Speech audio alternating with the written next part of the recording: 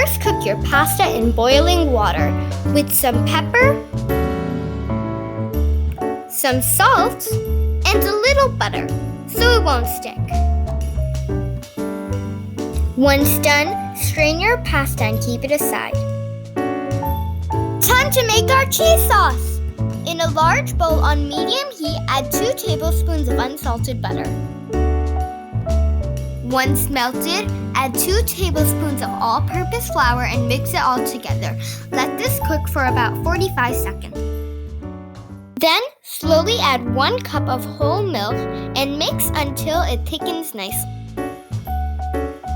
Once thick, add 2 cups of grated cheese, season it with some salt, pepper, and other spices, and mix till it's melted and smooth.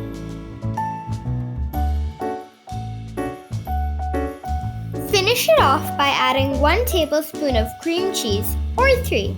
It depends how cheesy you want it. Remember, the more cheese you add, the thicker the sauce will be. Once melted, stir your pasta back in, and that's it! You have delicious, creamy, cheesy pasta. This could also work great for mac and cheese.